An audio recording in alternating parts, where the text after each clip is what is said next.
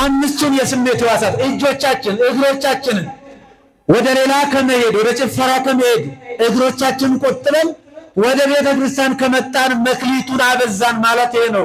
ደስ ይበላችሁ፣ ብዙ መክሊት አላችሁ እናንተ። ሰው ሲያሙ አይ መቼም እንደው እግዚአብሔር ይቅር በለኝና ብለው ይጀምራሉ ሐሜት።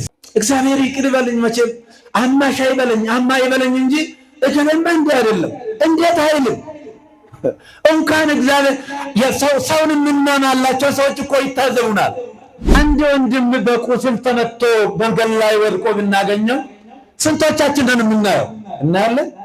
በእውነት አንዋሽ አነን እንዲህ አይናችን ጨፍኔ ነው ቶሎ ነው የምናልፈው። የጽጌረዳ አበባን ማየትና ቆነጃጅትን ሲቃኙ መዋል ምን ትርጉም አለው? ማንም ያያቸዋል።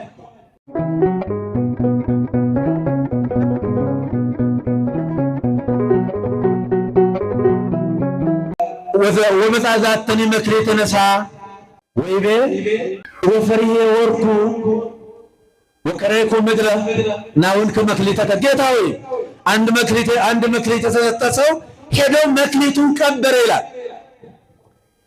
ምንድነው የሱ ሂሳቡና ስሌቱ? አሁን ልነግድበት ብዬ ገበያ ቢወጣ ሌባ ቢቀማኝ የገንዘብ የመግዛት አቅሙ ቢወርድና ኪሳራ ውስጥ ብገባ አሁን የሰው ገና ለገና ሰማይ ወድቃልና ባላ ተከሉ የሚል ሰው ነው። እንደዚህ አይነት በጣም አድካሚ ነው። ፈጽሞ ተስፋ መቁረጥ። ይሄ ተስፋ የቆረጠ ሰው ነው። ስለዚህ ተስፋ ስለቆረጠ ሄዶ የጌታውን ወርቅ ቀበረ ይላል። ይሄን ብቻ አይደለም። አምር ከመድሩቅ በሲ አንተ ከመታስተጋብ ከመታር ዘይዘረውከ ወታስተጋብ ዘይዘረውከ ወፈሪ ወርኩ በቀበርኩ ሰምድ ናውን ከመክሊተከ ጌታ ሆይ አንተ ጨካኝ ስለሆንክ ያልዘራውን የምታጭድ ያልበተንከውን የምትሰበስብ ጨካኝ መሆንን ስላወቅ እነሆ ብርን ቀበርኩ ይላል። በእውነት አሁን የሰው እንዲህ ማለት ነበረበት? ጨካኝ ቢሆን ኖሮ ዋሳ ያስጠራ ገንዘቡን ይሰጠው ነበረ? ባለጸጋውን ንጉሡን እኮ ያስገደደው የለም እኮ ያዘዘው የለም። በጎ ከማሰቡ የተነሳ ነው ለሱ አስቦ ነው የሰጠው። ግን እሱን ሌላ ነገር ነው ይዞ የቀረበው። ቢያንስ በጎ ነገር ቢናገር ጥሩ ነበረ። ቤተክርስቲያን ውስጥ እኮ ነገር ይዞ የሚመጡ ሰዎች አሉ። ነገር አድማ፣ ተንኮል፣ ሐሜት ይዞ የሚመጡ ሰዎች አሉ። ሰው ሲያሙ አይ መቼም እንደው እግዚአብሔር ይቅር በለኝና ብለው ይጀምራሉ ሐሜት። እግዚአብሔር ይቅር በለኝ መቼም አማሽ አይበለኝ አማ ይበለኝ እንጂ እከለማ እንዲህ አይደለም እንዴት አይልም። እንኳን እግዚአብሔር ሰውን የምናማላቸው ሰዎች እኮ ይታዘቡናል። ስለዚህ ነገሩን ይዞ ወደ ጌታው ቀረበ። ግን አንድ ነገር ወድጄለታለሁ። ይሄ አንተ ሰነፍና ሐኬተኛ ባሪያ እኔ ጨካኝ መሆኔን ብታውቅማ ኖሮ ወርቄን በመለስክልኝ ነበረ። እመሰተአምር ከመድሩቅ ብእሲ አነ ከመአርር ዘይዘረውኩ ዋስተጋብ ከመአርር ዘይዘረውኩ እንደለው ከታታግኒ ወርቄ ውስጥ ባዕዴ ያልዘራሁትን የማጭድ ያልበተንኩትን የምሰበስብ ጨካኝ መሆኔን ብታውቅማ ኖሮ ወርቄን ወደ ግምጃ ቤቴ በመለስክልኝ ነበረ። እኔም ወጥቶ ወርዶ አትርፎ ለሚጠቀምበት ሰው እሰጠው ነበረ። አንተ ሰነፍ ባሪያ አለው ይላል ያ ጌታ። ግን ምንድነው የወደድኩለት? አንደኛ አፉ ነው የሰው በዚህ ልክ ጌታ እንዲፈርድበት ያደረገው። ገንዘቡን ወስዳችሁ ቀምታችሁ ወጥቶ ወርዶ ለሚሰራ ሰው ስጡት፣ እሱም ግን ትርፍ ማፋጨት ወዳለበት ወደ እሳት ወርውሩት፣ ወደ እስር ቤቱ ወደ ወህኒ ቤት ወርውሩት አለ ይላል። ምን ይባላል በተረታችን? በለፈለፉ ባፍ ይጠፉ ይባላል። ከአንደበት የሚወጣ ነገር በጣም በጣም ከባድ ነው። ንግግር የታረመ የታሸ የተቀመመ የተለካ የተሰፈረ ንግግር መድኃኒት ነው፣ አሳማኝ ነው። ጠማማውን ያቀናል፣ የራቀውን ያቀርባል፣ ጨካኙን ያገራል፣ ክፉን ወደ ደግነት ይወስዳል። ነገር ግን የከፋና መርዛማ ንግግር፣ ልክና ለከት የሌለው ንግግር ግን ገዳይ ነው፣ ቅስም ሰባሪ ነው። የሰው ነገር ይዞ ነው ወደ ጌታ የቀረበ። ልዩነቱን ተመልከቱ። ነገር ይዞ፣ ስድብ ይዞ፣ ክፋት ይዞ፣ ባለጸጋ የሌለውን ይዞ ነው በጌታው ፊት የቀረበው። ሌሎቹስ ትርፍ ነገር ይዞ ነው የቀረቡት። ጌታ ሆይ ከናቀራረባቸው ጌታ ሆይ የናልሰጠን ነበረ እነሆ አተረፍን ብለው ነው የቀረቡት። ቅድም እንዳልኩት የወደድኩለት ያችኑ ቀብሮ ማኖሩ፣ ቢያንስ ያችን አላጠፋም። የሰው ዛሬ ቢሆን ኖሮ በእነሱ ልክ ይሸለም ነበር፣ የወርቅ ሜዳሊያ አንገቱ ላይ ይጠለቅልን ነበር። ለምን ካላችሁ ያችኑ ጠብቆ በመኖሩ ሳያጠፋ ባያበረክትም ባያበዛም የተጠበቀበትን ኃላፊነት ባይወጣም ያችኑ ለጌታ ማስረከቡ በጣም ያስደንቀዋል። እኛ የዚህን ያህል የተሰጠንን ነገር ጠብቀን አኖረናል ወይ? ብዙ የተሰጡን ስጦታዎች አሉ። አባክነናቸዋል፣ አጥፍተናቸዋል።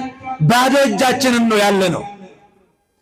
አዎ መጽሐፍ ላይ ስናነብ አንድ ሰው ጌታ ሆይ እኔ የሰው ንብረት ምንም ነገር አልነካውም፣ ልቤም ንጹሕ ነው፣ እጄም ንጹሕ ነው ብሎ ይመጻደቃል። አንደበቱ ግን አንደበት አይደለም፣ እሾህ ነው። እንዳ ጓደኛው የሰማውና ቀልሃን እኮ ባዶ ነች ግን ሰው ገላለች አለ። አሁን እኔ ልቤ ንጹሕ ነው ትላለህ፣ ያንተን የልብነት ማን ያውቅልሃል? ሰው ገዳይዋ እኮ ጥይት ባሩድ የሚፈሰው ከቀልሃ ነው። እጄ ንጹሕ ነው ትላለህ፣ ግን ባዶ ነው፣ ምንም ነገር የለውም ማለት ባዶ ነው። ስለዚህ ብዙ የተሰጡን ስጦታዎች አሉ። ባጭሩ ወደ ምስጢሩ እንገባለን እና ዛሬ ብዙ ድሆች አሉ፣ ብዙ ባለጠጎች አሉ፣ ታላላቅ ሰማይ ጥግ የደረሱ አሉ፣ ታችም ያለን አለ። አሁን ምንድነው ምስጢሩ ነው? ምንድነው የኛ መክሊታችንን አውቀናል ወይ? መክሊታችንን ማወቅ ነው ትልቁ ስኬት። አንዱ ሰው ስኬታማ የሚያደርገው ውጤታማ የሚያደርገው መክሊቱን ማወቅ ነው። መክሊቱን ማወቅ ነው። ሁሉም ሰው በንግዱ ዓለም ውጤታማ አይሆንም። ብዙ ባለጠጋ ነጋዴዎች አሉ፣ ብዙ ድሆች፣ ብዙ የደከሙ ግን የማያልፍላቸው ኑሯቸው ከእጅ ወደ አፍ ብቻ ሆኖ ምንም ነገር ትርፍ ነገር የማያገኙ አሉ። ምናልባት መክሊታቸው ስጦታቸው ሌላ ሊሆን ይችላል። ሁሉም ባለስልጣን መሆን ይፈልጋል፣ መሾም ይፈልጋል። ነገር ግን ወንበር ላይ ቁጭ ብለው አንድ ለውጥ ማምጣት ያቃታቸው አሉ። ጌታ መሆን የሚፈልግ ብዙ ሰው ነው። ሁሉም ጌታ ሊሆን አይችልም። ጥሩ አገልጋይ፣ ጥሩ ባሪያ መሆንም ከጌትነት በላይ ነው። አው ሁሉም ምሁር መሆን ይፈልጋል፣ ሁሉም ሊቅ መሆን ይፈልጋል። ግን አያነብም፣ አያስተውልም፣ አይገምትም፣ አያስብም። ስለዚህ የኔና የናንተ ችግሩን ካካለን ስጦታችንን አለማወቃችን ነው። መክሊታችንን አለማወቅ ነው።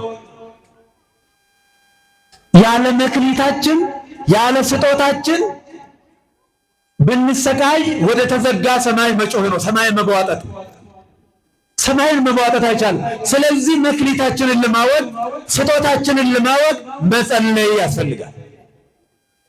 ስንጸልይ እግዚአብሔር ይገልጠናል።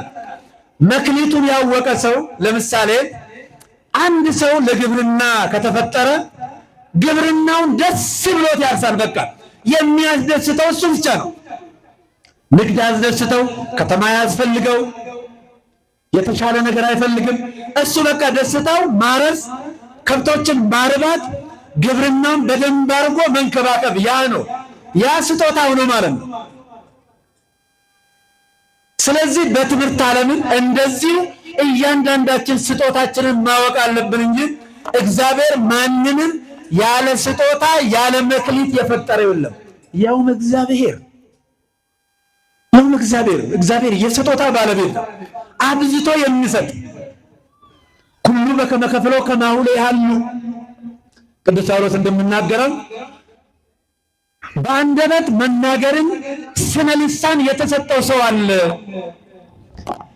መጻሕፍትን የመተርጎም ጸጋ የተሰጠው ሰው አለ። የመፈወስ ስጦታ የተሰጠው ሰው አለ። ነገሮችን በጥበብ የመግለጥ ጸጋ የተሰጠው ሰው አለ። ሁሉ በከመ ከፍሎ ከማሁ ለይሃሉ ሁሉም እያንዳንዱ እንደተሰጠው ይኑር ይላል። ይኑር ሰው ስጦታውን ማወቅ ነው። ስለዚህ ስጦታ ያለ ሰው መክሊቱን ያገኘ ሰው አይታገልም፣ ትግል ውስጥ አይገባም። ደስ ብሎት ይሰራል፣ ደግሞ ውጤታማ ይሆናል፣ ስኬታማ ይሆናል። የእግዚአብሔር ስጦታ እጅግ በጣም ብዙ ነው። ከሰማይ ከዋክብት በላይ የሚበዛ ከውቅያኖስ ይልቅ የሚሰፋ ከባህር ዳር አሸዋ ይልቅ የሚበዛ እጅግ ተሰፍሮ ተቆጥሮ ተለክቶ የማያልቅ ነው። ከዛ ስጦታ ውስጥ አንዱን እግዚአብሔር ሰጥቶናል። አለማወቅ ግን የኛ ችግር ሆኖ ነው የተቸገርነው እንጂ እግዚአብሔር ማንንም ድሃ አያደርግም። ለማንም እግዚአብሔር ወርዶ ፎቅ አይስራ። መስራት ያለበት መውረድ መውጣት ያለበት ራሱ ሰው ነው። ስለዚህ እያንዳንዳችን መክሊት አለን። ምን አደረግንበት ነው። አሁን ወደ ዋና ነገር ስንመጣ መክሊት የተባለው ሊቃውንቱ እንደተረጎሙት ወንጌላውያን ሰባኪያን ናቸው። መምህራን፣ ባለ 5 ጳጳሳት፣ ባለ 2 ካህናት፣ ባለ 1 ዲያቆን የመጀመሪያ ትርጉሙ ነው። ስለዚህ በተሰጠን ልክ ማስተማር፣ ሰዎችን ማዘጋጀት፣ ለሥጋ ወደሙ ማዘጋጀት የኛ የካህናቱ ድርሻ ነው። የመጀመሪያ ትርጉም መክሊት ወንጌል ነው። ወንጌልን መግለጥ ማስተማር፣ የቤተ ክርስቲያን ሕይወት፣ የቤተ ክርስቲያን ሳምባና ልብ ወንጌል ነው። ወንጌል መዳኛ ነው። ወንጌል ሕይወት ነው። ከወንጌል ውጭ ሕይወት የለም፣ መዳንም የለም። አልቦ ካሊ ሕይወት በዘያዩ ዋልቦ ካሊ ስም በታሕተ ሰማይ ዘይትወሀብ ለእጓለ እመሕያው ከሰማይ በታች እንድን ዘንድ ለሰው ልጅ የተሰጠው ስም ጌታችን አምላካችን ኢየሱስ ክርስቶስ ነው። ከሱ ውጪ ሕይወት የለም ይላል። ስለዚህ ይህንን ሕይወት ማሳየት፣ ማስጨበጥ፣ ከዚህ ሕይወት ጋር ማገናኘት የኛ የካህናቱ ድርሻ ነው። ልብ በሉ። ወንጌል ዋጋ ያስከፍላል። ወንጌል ጠላት ያበዛል። ወንጌል አሜተኛ ያበዛል። ለምን? እውነት ነዋ። ወንጌል ማለት እኮ እውነት ማለት ነው። እግዚአብሔር እውነት ማለት ነው። ሰዎች ይህን ሲያውቁ ነው የሚድኑት። ወዛቲ ይእቲ ሕይወት ዘላለም ከመ ያእምሩ ከለከላዱ ዘበአማን አምላከ ጽድቅ ባሕቲትከ ወዘፈነውከ ኢየሱስ ክርስቶስ ወልድከ። አባት ሆይ አንተ ብቻ አባት እንደሆንክ የላከው ደግሞ ልጅ ኢየሱስ ክርስቶስ እንደሆነ ያውቁ ዘንድ የዘላለም ሕይወት ይህች ናት ይላል የዮሐንስ ወንጌል ምዕራፍ 17 ቁጥር 3 ላይ የዘላለም ሕይወት ይህች ናት። ማን ነው የሚለው? ራሱ ኢየሱስ ክርስቶስ።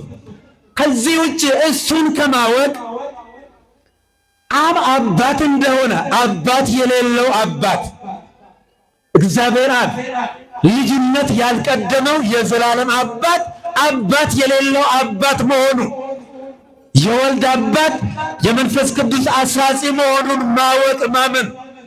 ኢየሱስ ክርስቶስ ልጅ ወልድ አባትነት የማይከተለው የዘላለም ልጅ ዘኢያሃልቅ ልደቱ ተመትሮ ተከፍሎ የሌለበት ለዘላለሙ ልጅ የሆነ ተቀዳሚ ተከታይ የሌለው የእግዚአብሔር አብ የዘላለም ልጅ መሆኑን ማወቅ። እግዚአብሔር መንፈስ ቅዱስ የዘላለም ሕይወት የአብና የወልድ የዘላለም ሕይወት የስነ ፍጥረት ሕይወት መሆኑን ማወቅ የዘላለም ሕይወት ይህች ናት ይላል ጌታችን አምላካችን ኢየሱስ ክርስቶስ። ይህን ሳናሳውቅ ይህን ሳናስተምር የክብር አክሊል ልንቀዳጅ አይገባን። ቤተክርስቲያናችን አሏት ኮከብ የሆኑ እውነተኛ ወንጌልን የሚያፈልቁ የሚያስተምሩ አሉ። ስለዚህ ባለ አምስት የተባለው ክህነት ከመስጠት ጀምሮ ካህናት ከመሾም ጀምሮ ወንጌልን በሚገባ ገላልጦ ማስተማር የቻለ ማሳመን የቻለ አሁን እኛ ከኛ ቤት ይሄዳል እንጂ እንመጣለን የዛን ያህል አለ ወይ? ለምንድነው ሰው ከኛ ቤት የሚኮበልለው? ሌላ ቦታ ምን የተሻለ ነገር አለና? እውነት ያለው እዚህ ነው። ምንጩ ያለው እዚህ ነው። ድፍድፉ ያለው እዚህ ነው። ለምን ሄዱ? እኛ እውነቱን ከማሳየት ከማስተማር መራራውን ወንጌል ከመጋት ይልቅ በስኳር እያታለልን ነው። እኔ ሁሌ እላለሁ እናቶች በደንብ ስለምታውቁ የእንጀራ እናት የምትባል ጡጦ አለች አይደለም? ሕፃናት እንዳያለቅሱባችሁ ዝም ለማሰኘትና አፋቸውን ለመዝጋት ደረቅ ፕላስቲክ ታጎርሷቸዋላችሁ። ደግሞ ስም ማውጣት ትችላላችሁና ስምን መልአክ ያወጣል እንደሚባለው የእንጀራ እናት አላቸዋል። ግን ደጋግ የእንጀራ እናቶችም አሉ እኮ ባይወልዱም ልጆቻቸውን እንደወለዱ አድርገው የሚያሳድጉ ደጋግ የእንጀራ እናቶች አሉ። ሁሉንም መፈረጃ አይገባም። አንዳንዶቹ ደግሞ ምጥምጣና እሳት የሆኑም አሉ። እሳት ለልጆች እሳት ለሕፃናት እሳት ይሆናል። ስለዚህ ሕፃናትን በዚህ መልኩ ዝም ታሰኙና ጡት እስክታጠቧቸው ድረስ ወይንም ወተቱን እስክታመጡላቸው ድረስ እውነተኛውን ጡጦ እስክታመጡ በዛ አፍታ ቆያላችሁ። ግን ያቺ እናት የተባለችዋ ወተት አላት ለሕፃን በጣም ገንቢ የሆነ ለሰውነት ተስማሚ የሆነ ምግብ አላት። ያቺኛዋ ግን የእንጀራ እናት የተባለችው ባዶ። ሌላ ቤት እኮ ባዶ ቤት ነው እኮ ባዶ። እውነት ያለው እዚህ ነው። ማመን የመጀመሪያ ነው። ናምር ከመይጸድቅ ሰብ በገቢረ ሕገ ኦሪት ዘንበለ ዳእሙ በአሜን በኢየሱስ ክርስቶስ ወዲናኒ አመን በኢየሱስ ክርስቶስ ወበሃይማኖትነ ቦቶ ነጸድቅ። ሰው በእግዚአብሔር ልጅ በማመን እንጂ ሕገ ኦሪትን በመጠበቅ መስዋዕተ ኦሪትን ተስፋ በማድረግ እንደማይጸድቅ እናውቃለን። እኛም ሃይማኖታችን ኢየሱስ ክርስቶስ ነው፣ በኢየሱስ ክርስቶስ እናምናለን ይላል ገላትያ 1:16 ላይ። እናምናለን 2:16 እናምናለን፣ ሃይማኖታችን እሱ ነው ይላል። ነገር ግን ወዳጆቼ ማመን የመጀመሪያ ሆኖ ኢየሱስ ክርስቶስ ያስተማረንን ወንጌል የነገረንን ሁሉ መፈጸም ይኖርብናል። ለሰው ልጅ መኖር ብርሃን በጣም ወሳኝ ነው አይደለም? በብርሃን ብቻ ይኖራል ወይ? አይኖርም። ጨለማም ያስፈልጋል የምናርፍበት። ሰው በብርሃን ብቻ አይኖርም። እህል ያስፈልገዋል። እንጀራ ያስፈልገዋል። እንጀራ ብቻ ኖሮ ሌላው ባይኖር የሰው ልጅ መኖር አይችልም። ይህ ፍልስፍና አይደለም፣ አዲስ ነገር አይደለም። ከእንጀራ በተጨማሪ ውሃ ያስፈልገዋል። ውሃ ብቻ ኖሮ ሌላ ነገር ባይኖር የሰው ልጅ ምድር ላይ መኖር በፍጹም አይችልም። ስለዚህ አንዱ መክሊት ሁለተኛው መክሊት ራሱን ችሎ ጆሮ ነው። የጆሮ የመስማት ሂደታችን ማንነታችን። ከዛ ባለፈ ሶስተኛው ስሜት ደግሞ መክሊት የሚባለው አይናችን። አይን ብዙ ነገሮችን ታያለች፣ ታውቃላችሁ። አይንን መከልከል አይቻልም፣ መጋረድ አይቻልም። እኛ ብዙ የተዋቡ ደስ የሚሉ ነገሮችን ማየት ያስደስተናል። አንድ ወንድም በቁስል ተመቶ መንገድ ላይ ወድቆ ብናገኘው ስንቶቻችንን የምናየው? እናያለን። በእውነት አንዋሽ አነን እንዲህ አይናችን ጨፍነን ቶሎ ነው የምናልፈው። የጽጌረዳ አበባን ማየትና ቆነጃጅትን ሲቃኙ መዋል ምን ትርጉም አለው? ማንም ያያቸዋል። አንድ ታሪክ፣ አንድ ሽማግሌ አረጋዊ አባት እግዚአብሔር እረኛዬ ነው የሚያሳጣኝም ነገር የለም እያሉ ሲዘምሩ ዝማሬያቸው ልባዊ ስለሆነ መንፈስ ቅዱሳዊ ስለሆነ የብዙ ሰው ልብ ይነካል። እኛ እንዲህ ነው የምንጮኸው፣ የማንን ልብ መንካትና መማረክ አልቻለም። እና በዝማሬያቸው የብዙ ሰዎችን ልብ ይነካሉ። ብዙ ሰው ያነባል፣ ንስሐ ይገባል። የእግዚአብሔርን እረኝነት፣ የእግዚአብሔርን ጠባቂነት፣ የእግዚአብሔርን ታዳጊነት መልካም እረኛ ብቻ ሰው የሚያሳጣ አለመኖሩ የሚያሰማራው ደግሞ በለመለመ መስክ እንደሚያሰማራ ተንትነው ሲዘምሩ ብዙ ሰው ደስ ይላል። እውነትም እንደዚህ ያለው ዝማሬ ነፍስን የሚያሳርፍ ነው፣ መንፈስን የሚረሰርር ነው፣ ደስ ይላል። እና አንዱ ዲያቆን በጣም ድምፃዊ ነው፣ ድምፀ መረቧ እንደሚባለው እና እችን መዝሙር ይዘምራል። አሁን ልዩነቱን ላሳያችሁ ፈልጋለሁ። እና ሲዘምር ሰው ልቡ አልነካ ይላል። ንግግር የሰው ልብ አይነካም። የድምፁ ውበት የሰው ልብ አይነካም። የሰው የውስጥ ልብና ስሜት የሚነካ እግዚአብሔርና እግዚአብሔር ሲጨመርበት ነው። እና ይሄድና አባባ እርሶ ሲዘምሩ የብዙ ሰው ልብ ይነካል። ሰው ያለቅሳል፣ ያነባል፣ በቃ ስብስብ ብሏል መንፈሱ። እኔ ስዘምር ግን ማንም በዛ ልክ ሊያዳምጠኝ አልቻለም ብሎ ይጠይቃቸዋል። እና ሲመልሱ በጣም ልጅ አሉት፣ እኔ የምዘምረው እረኛዬን እያየሁ ነው አሉ። እኔ የምዘምረው እረኛዬን እያየሁ ነው፣ አንተ የምትዘምረው በጎቹን እያየህ ነው አሉ ይባላል። እሱ የሚያየው በጎቹን ወጣት ነው። ወደዚህ አካባቢ አብዛኛውን ጊዜ በግራ በኩል ወደ ቆሙት ትኩረቱ እዚህ ላይ ነው የሚቃኘው። ወደዚህ አደን ውስጥ ገባ። እነማናቸው ውበት ያላቸው እነማናቸው ያሉት ብሎ ቆነጃጅትን ያድናል። እሱ ዓላማው እነሱን ማደንና ማጠመድ እንጂ እውነት ለመዘመር አልነበረም። እኛም የምናደርጋቸው ነገሮች የእግዚአብሔርን ሐሳብና እውነት ለመግለጥ ነው መሆን ያለበት እንጂ እራሳችንን ለማንገስና ከፍ ለማድረግ የሆነ ነገር ታርጌት አድርገን ከሆነ ዋጋ የለንም ማለት ነው። አይናችን ማየት ያለበት በጎን ነገር ነው። ድሆችን እዩ፣ እስር ቤት ናቸው የታሰሩትን እዩ።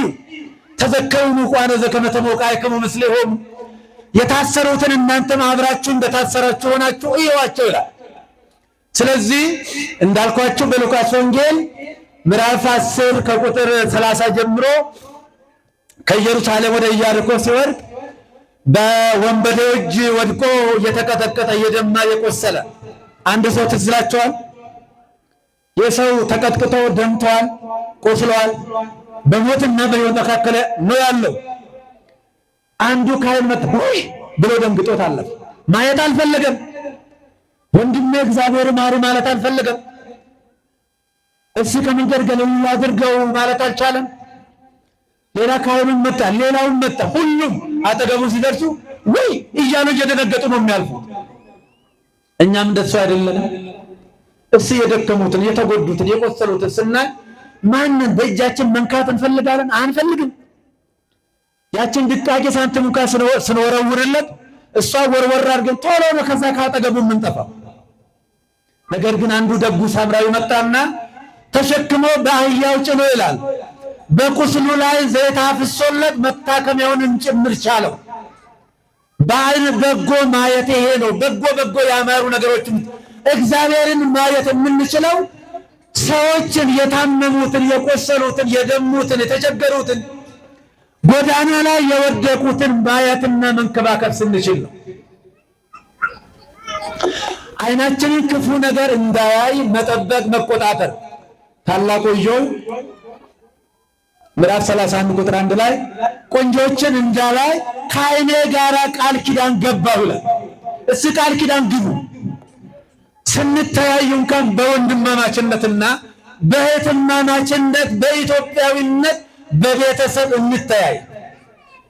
በጠላትነት በሌላ አቅጣጫ ከመተያየት ይልቅ በወንድማማችነት መተያየት ትልቅ ጸጋ ነው፣ ትልቅ በረከት ነው።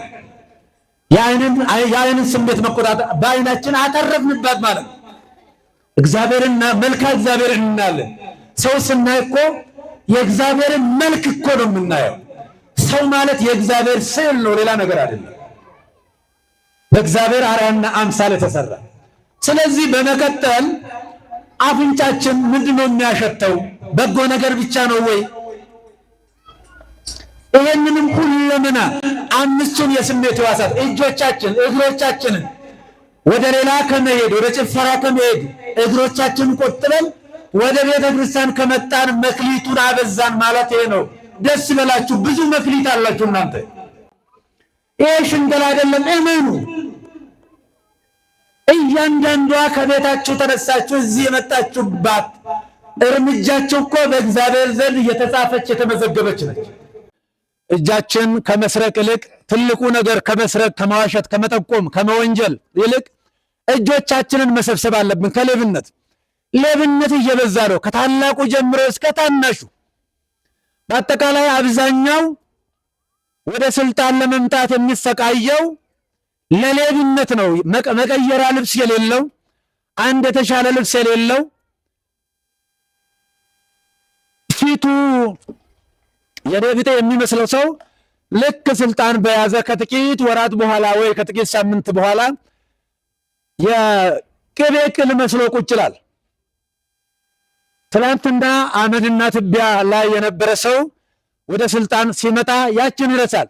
ስለዚህ እጅን መሰብሰብ ያስፈልጋል። ከሌብነት መራቅ ያስፈልጋል። ሌብነት ብዙ መንገድ ነው። አሁን የሌብነት ሲስተሙ በጣም ጉቦ እያሉ ድሮ በገሃድ እንደሚደረገ ሳይሆን ሌብነት ስልቱን ቀይሮ በረቀቀ ሁኔታ አሁን እኮ እዚህ ብር እየሰረቁ ውጭ ዓለም በዶላር የሚያስቀምጡ ስንት ሌቦች አሉ። እነዚህ ሌቦች ተሸክመው ሀገር ማሳደግ አይቻልም። በጣም ከባድ ነው። በጣም ፈተና ነው። ስለዚህ እጅን መቆጣጠር፣ እጅን መጠበቅ፣ ከመስረቅ ከመማታት ይልቅ ሰውን መደገፍ፣ ምድርን ማልማት፣ ማረስ፣ ነገሮችን ሁሉ ለበጎ እንዲሆኑ ማድረግ ከሁላችንም የሚጠበቅ ነው እና በጥቅሉ አምስቱ መክሊቶች፣ አምስቱ የስሜት ሕዋሳቶቻችንን በሚገባ ተቆጣጥረን እግዚአብሔር ለፈጠረላቸው ዓላማ ካዋል እጅግ ብዙ አትርፈናል ማለት ነው። ስለዚህ ሁለተኛ ደግሞ ራሱ ጊዜ ነው። ጊዜ መክሊት ነው። ጊዜ መክሊት እንደሆነ የምንገነዘብ ስንት ሰዎች ይላል። እኛ ያ ሰውዬ ለምንድን ነው መክሊቱን የተነጠቀው? አልሰራበትማ። ስላልሰራበት ወስዳችሁ ለሚሰራ ስጡ ነው ያለን። እኛ ካልሰራን ካላለማን በአንደበታችን እርቅን ካላወጅን የኛ በምድር ላይ መኖሩ ምንድነው ትርጉሙ? ወስዳችሁ ለሚሰራ ስጡ ነው የሚለው እግዚአብሔር። በምድር ላይ እድሜ የሚረዝመው ሰው በጎ ሲሰራ ነው፣ ደግ ሲሰራ ነው። በዚህ በትንሽ እድሜ ይህን ያህል ትልቅ ስራ ከሰራ ጨምሬ ቢሰጠውማ ብዙ ትልቅ ስራ ይሰራል ብሎ ያስባል እግዚአብሔር። በመጽሐፍ ቅዱስ ላይ 969 ዓመት በምድር ላይ ኖሯል ማቱሳላ። 962 ኖሯል ያሬድ። ይህን ሰሩ ተብሎ ግን የተጻፈ ነጥብ የለም። ፈያታዊ ዜናን ግን በአንድ ማይክሮ ሰከንድ የሚያስደንቅ ስራ ሰርቶ የእግዚአብሔርን እቅፍ ወረሰ። ስለዚህ ጊዜ ራሱ መክሊት ነው። እንስራበት፣ እንሩጥ። ለመንፈሳዊ ህይወታችን ብቻ አሁን እኮ እያወራን ያለው ስለ ስራ ነው፣ ስለ ንግድ ዓለም መውጣት መውረድ፣ አገርንም ማልማት፣ ቤተሰብንም ከችግር መታደግ ከሁላችንም የሚጠበቅ ነው። ለአዲሱ ለሚመጣው አዲሱ ትውልድ የተመቻቸች፣ የተባረከች፣ የለማች፣ ያደገች፣ ራሷን የቻለች፣ አንገቷን የተሸከመች ኢትዮጵያን ማስረከብ ከሁላችንም የሚጠበቅ ነው። ስለዚህ መክሊት ዕድሜ ነው፣ መክሊት ጤና ነው፣ መክሊት ነፃነት ነው። ይህንን ነፃነታችንን ተጠቅመን በጎ ስራ መስራት ያስፈልጋል። ይህን ካደረግነው እኛ ባለጠጎችንን ማለት ነው። የዛሬ የትምህርታችን ርዕስ ወለላ አሐዱ አሐዱ እምኔሆሙ በአምጣኑ ይክሉ ወሀቦሙ፣ ለሁሉም ለእያንዳንዱ እንደ አቅማቸው እንደ መጠናቸው ሰጣቸው ይላል።